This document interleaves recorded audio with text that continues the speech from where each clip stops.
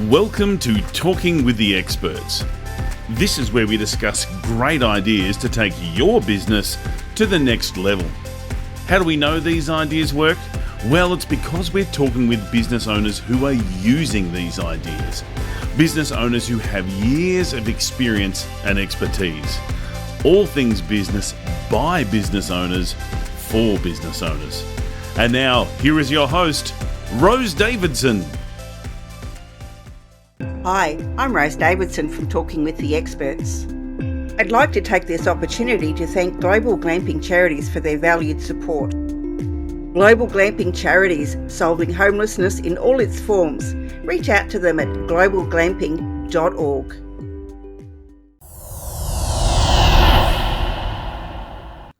Talking with the Experts. In episode 463, Jenae Spry discusses with us productivity and systems that we can use now that more people are working from home. Yeah, so I use a timer to time, where it's using a timer as a documentation device, right? It's documenting what's happening, but it's not controlling what's happening. Like that's what you're talking about. So one of the tips that I actually use is I'm wearing this is a Garmin, but before that I used Fitbit. Any watch, or even you could use your phone that has the ability to notify you.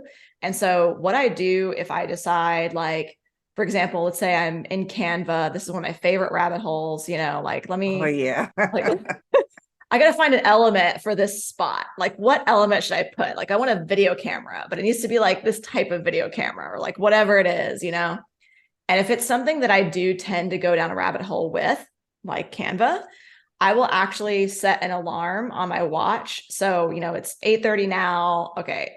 20 minutes later, this is the limit. Like whatever I've got. Talking with the Experts. Hello and welcome to Talking with the Experts. I'm your host, Rose Davidson from rosedavidson.com. Talking with the Experts is about all things business by business owners for business owners. You can find it on all good podcasting streaming platforms and on YouTube. And I have the great pleasure of introducing you to Jenae Spry, who is a returning guest, which I'm very pleased to say. And Jenae is a productivity and systems strategist. She helps small businesses, whether they're solopreneurs or have already built a team, to prevent burnout, continue to grow their business and protect their work-life balance through productivity and systems.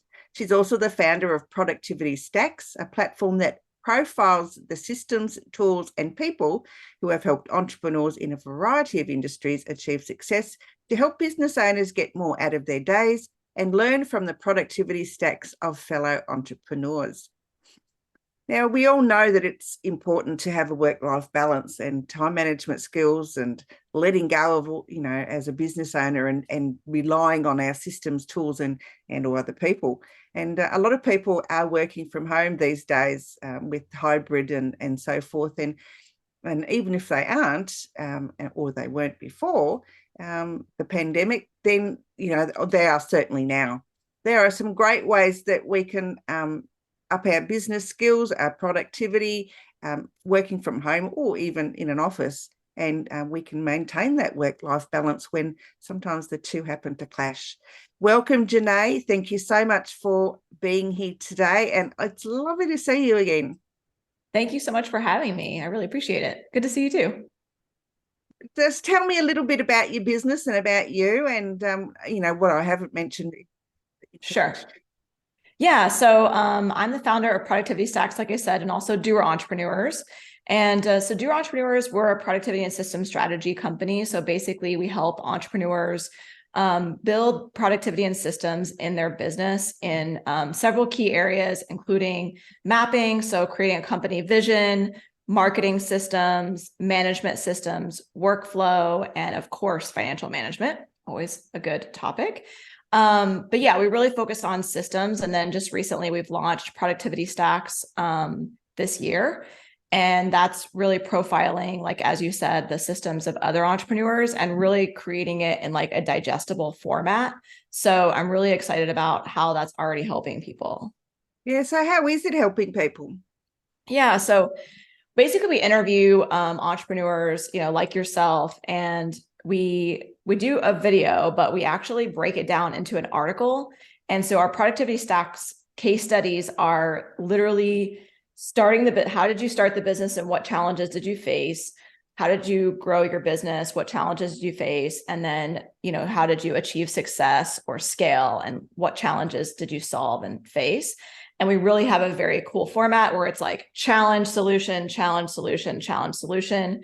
And we pull all of the tools. So you can actually just, for any entrepreneur, you can just go on there and get their full productivity stack, like every tool they use, from Zoom to Google Calendar, Asana or ClickUp or whatever in between, and kind of just see how that one person has built that business and what stack they used.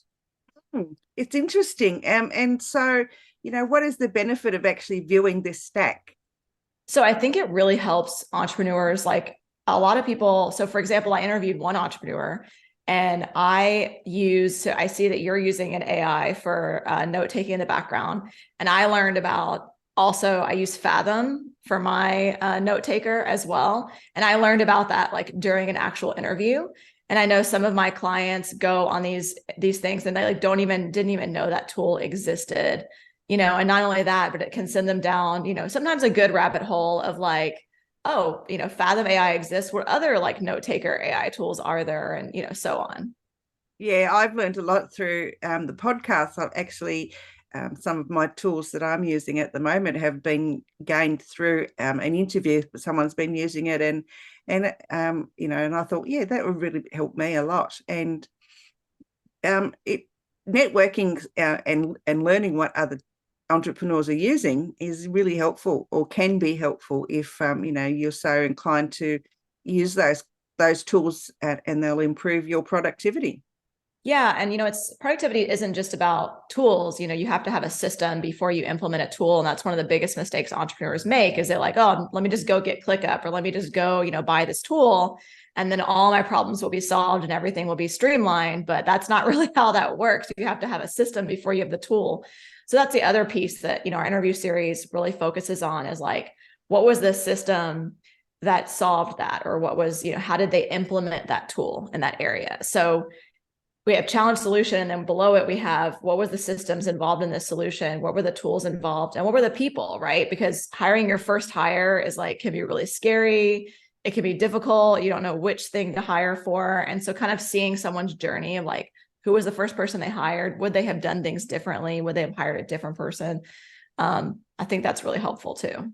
Yeah, I'm just about to hire my first SEO fellow, and to do my YouTube channel, and it's totally, people have been chasing me, I mean, and as they do, to get business from you, but this fellow was particularly interesting. And so yeah, I'm just negotiating with him a price at the moment, and honestly, it's the scariest thing I think I've ever done in recent times, because I've never hired anyone before, and this is it's all new to me. So I'll have to remember how I did that, and keep it and document it, so that when I hire again, it won't be so daunting. Yeah, exactly. And just kind of thinking about what you would have done differently and what was successful, what really worked well for you, and onboarding that person and stuff too. Yes, yeah, I think I'll have to find someone to give me some advice on onboarding.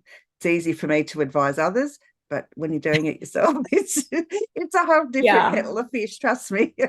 Yeah, I mean, we talk a lot about that too. And I'm just like, I always tell people, like, just start really, really small, because I think a lot of times when you're hiring, especially when you're hiring your first person, it's not just about like, is the person skilled and the right person for the job, but it's also like, are you communicating what you're asking for properly in a way that that person's brain understands? Is that a match? Because I don't know if you've ever spoken to somebody where it's just like, you're not a match. And it just seems like every single thing you explain or say, the person just like, it doesn't get it. And the same coming back, it's just not a match. And so starting super slow and just hiring them for like one small thing, and then off to the races, Yeah, communication is key, isn't it? I mean, you've got to be able to communicate effectively with each other, and in the language that they use, because it can be a lot of miscommunication, a lot of time wasted. Yeah, absolutely. I mean, I found when I hired my first web designer, I'm a words person. I have a language background. And so in my mind, I can describe everything in words, and then you're going to understand and know what to do. And because I'm a good word communicator, there could be no way that you could misunderstand this. And I realized really fast that a lot of web designers are not word people. They're designers. They're like picture people. So I had to like redo everything and go back and like put pictures, like I want this over here, and like take a screenshot and put it there, so that they were like, oh, why didn't you just say that? And I was like, thought I did. Yeah, I'm the same. I'm a word person, and I think that I've written it in such simple language that it's easily understood, but sometimes it's just not. And I've done that with clients, and I'm thinking that it's so simple, but their understanding of it is totally not the same as mine. Yeah, exactly. You're like, there's no way this could be understood any other way. And you're like, well, okay, apparently, except for that way. Yeah, absolutely. So I guess, using this stack, how can we integrate it so that the work-life balance is balancing? Yeah. I mean, I think I have this really strong belief that we absolutely can build our empire and still maintain a work-life balance. I mean, I just do not at all believe in this hustle culture of just like, just work 24/7 until you make X amount of money and then you can start backing off. That's not a good life. Nobody wants to do that. And yeah, of course we have to, like, as entrepreneurs, we have to pull weekends. I'm doing this interview at 8:30 p.m. my time on a Sunday, like it happens, but it's not something that should just be like a given all the time. And so, I think it's really important to kind of like create buckets for your time. So I'm big into time blocking. I think it's really important. But beyond that, I think that people need to look at their business. A lot of times people are really focused when they start their business on money, right? Obviously, get clients, get money in the door, and they're just go, go, go. And there's a point at which, before you hit burnout, ideally, you want to take a step back and be like, are there any pieces of this business that I can, instead of spending 5 hours, I can spend 4.5, and instead of spending 5, I can spend 2. Like, what can I do? And really starting to batch things together. And then using a timer is like one of the biggest keys to creating productivity and flagging what areas really need to be improved. Yeah, my husband, God bless him, is always complaining, why are you spending so much time at the computer? And I think, well, I'm a bit of a perfectionist, and if it doesn't get done, to my standard, then I don't think, well, it's not completed. So I'll spend hours and hours doing something, but then something shiny will come up. So then I go down a rabbit hole and follow this little shiny object. And then I think, well, I've just wasted 3 hours when I should have been working on this other thing. So How can we stop, going down the rabbit hole when something shiny comes along? Yeah. So I use a timer to time, where it's using a timer as a documentation device, right? It's documenting what's happening, but it's not controlling what's happening. Like, that's what you're talking about. So one of the tips that I actually use is, I'm wearing this is a Garmin, but before that I used Fitbit. Any watch, or even you could use your phone, that has the ability to notify you. And so what I do, if I decide, like, for example, let's say I'm in Canva, this is one of my favorite rabbit holes, like, let me, oh yeah. I got to find an element for this spot. Like, what element should I put? Like, I want a video camera, but it needs to be like this type of video camera, or like whatever it is, And if it's something that I do tend to go down a rabbit hole with, like Canva, I will actually set an alarm on my watch. So, it's 8:30 now. Okay, 20 minutes later, this is the limit. Like, whatever I've got in 20 minutes, like, that really needs to be it. For example, and I will literally set a timer. And if it's really bad, I'll set more than one.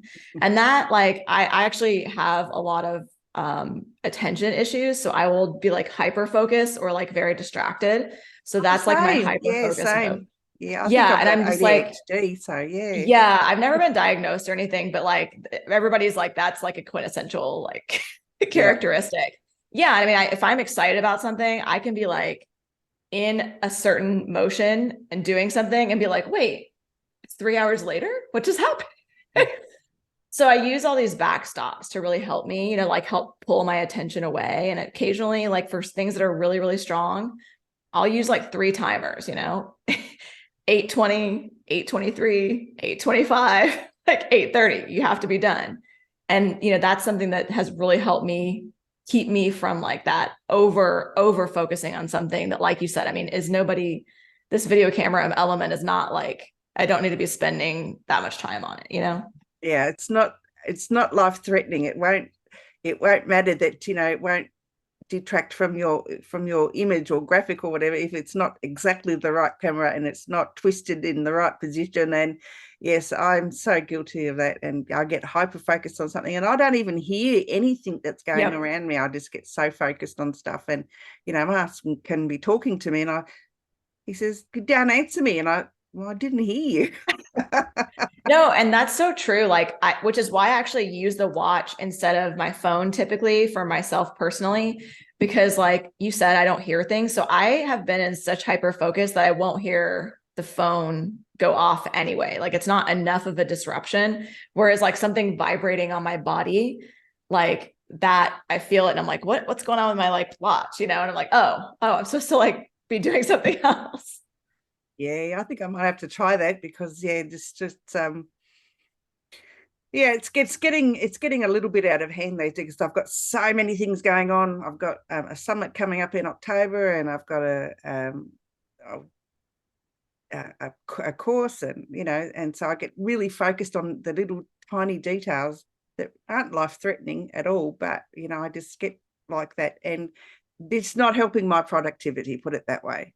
Well, I mean, it's not just not life threatening, but it's not client threatening most likely either. Like it's not the difference between someone buying and not buying because the camera is this way instead of this way, right? It's just, it just isn't. So, we really have to control ourselves and make sure that we're creating the best like return on time investment that we possibly can. Absolutely. Yeah, I think good enough is good enough, and it doesn't have to be perfect. And that's the trouble with people, that get hyper focused, is that it's not right until it's perfect. So yeah, and it's not done until it's perfect. That's it. Absolutely. Jenae, tell me a little bit more about where people can find you and where they can find the productivity stacks. Yeah, so you can go to productivitystacks.com. And you can actually sign up. There's a sign up free button there if you would like to sign up for our newsletter. And that newsletter is pretty simple. We just send out a new productivity stack. We tell you a little bit about the entrepreneur that we interviewed and why we think that they're, an awesome reason to go take a look, whether it's a service business, a product business, and kind of what their claim to fame. Some of our recent ones were a virtual assistant who went from being an executive virtual assistant to building her own virtual assistant agency in 3 months. We have somebody else who became a father, and that was his like reason to kind of optimize and systematize his business, because he realized like, hey, I actually want to like be there for my son's life versus just, head down grinding all the time. So definitely some great stories there. Right. So head on over to the website, people, and check it out. It can only be of benefit to all of us. And I think I might even go and toddle across and have a bit of a look at it. Jenae, do you have anything? Have you written any books recently, or have you started your own podcast? So we are in the process of launching a Productivity Stacks podcast, but you can find our Productivity Stacks tips if you follow us on Instagram or TikTok or all of the places. And we are doer entrepreneurs at everywhere except for Twitter. We're doers tweeting there. Okay, wonderful. And if you were to offer someone some wisdom, what would that be? Whether it's business or personal?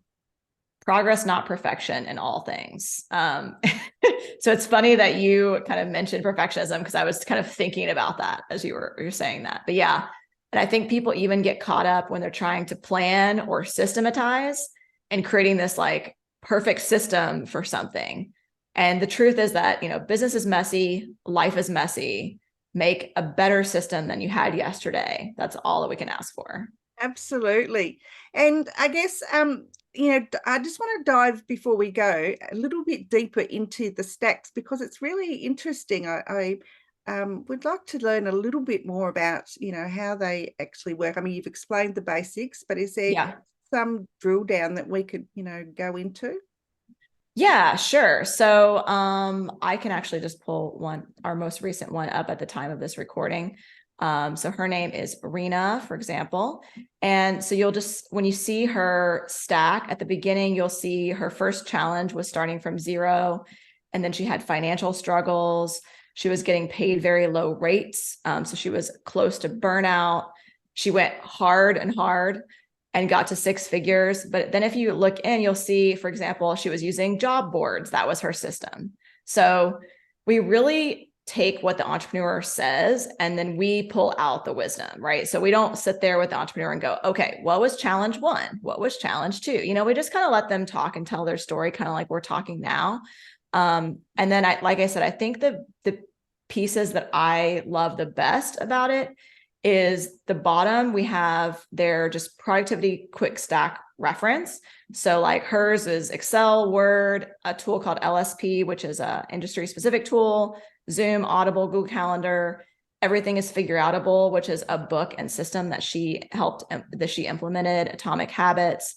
And then ClickUp is one of her systems as well, or one of her stacks. And then LinkedIn, WordPress, Loom, and a tool called Authored Up, which that's another tool that I learned from this interview in this stack. I had never heard of that, but it's a way to post on LinkedIn and you can preview the posts before you post it. So it's like not live, but it looks live to you. So it's a really good way to do that. And we also have their read, watch, listen list at the end. So we always ask people, what were some of the books that they use that were like really meaningful and helpful for them, or what are like YouTube channels or podcasts that they follow. And so we link all of those references for people there. And I think it's a great way to like find other people to follow and learn about. I've definitely learned all kinds of like cool books and podcasts to follow from those interviews. Yeah. So I guess, what is the benefit of having this stack? Yeah. So, I mean, the idea is kind of like, for humans in general, right? Like we don't want to reinvent the wheel. So the idea is to find somebody that seems similar to you and learn from them. So one of the cool pieces that we're doing is we always ask everybody about their distribution method. So how did they actually get to that point of distribution? Did they run Facebook ads? Did they focus on SEO? Did they have a podcast? Whatever it is. And some of the interesting distribution methods that I've heard recently is becoming an authority and creating a report that people actually look forward to and want to receive, and also creating a ranking. So if you have an industry where you can rank other companies, people will want to be on that list because they'll want to be like, hey, I was like number 1, ranked number 1 by this thing. So looking at whatever challenge you're dealing with in your business, whether it's, for example, for you, I would say, hey, Rose, head over and check out our outsourcing stuff, our hiring stuff. Take a look at what were the challenges people faced as they were hiring? What were some of the ways that they solved it? What were some of the mistakes that they made and would have done differently? So whatever kind of spot you're at in your business where you're looking at either fixing something or you're about to do something and you just want to try to find the best way and not make mistakes, I think it's a great resource to just go over there and look at those pieces of like 5 different people, go look at different people that are kind of your same size business. What did they do? And who did they hire and how? That kind of thing. Yeah, no, it sounds really great because then, it's a great way to network. It's a great way to learn about new products that, you might make life a little bit easier because we're all looking for ways to make our life easier and get that work-life balance so that we're not slogging away 15, 16 hours a day. And, you haven't got husbands and children saying, why are you stuck behind the computer all the time? Exactly. So, yeah. And why aren't you responding to me? That's it. Jenae, it's been a pleasure to see you again. I've really enjoyed our conversation. And I think that this productivity stack thing sounds really intriguing. And I'm going to head over and have a bit of a look at it. Cool. Yeah. And we also have a bunch of info articles too. So, for example, tools to use when hiring a virtual assistant or interview questions to ask your next hire, stuff like that. Wow, wonderful. That's Yeah. just up my alley. So there Yeah. we go. All right, Jenae, thank you again. And I will talk to you again really soon. All right. Thank you. You've been listening to Talking with the Experts, hosted by Rose Davidson. Make sure you have a look at our back catalogue over at talkingwiththeexperts.com. And be sure to subscribe to our podcast so you don't miss out on any episode. We look forward to your company next time.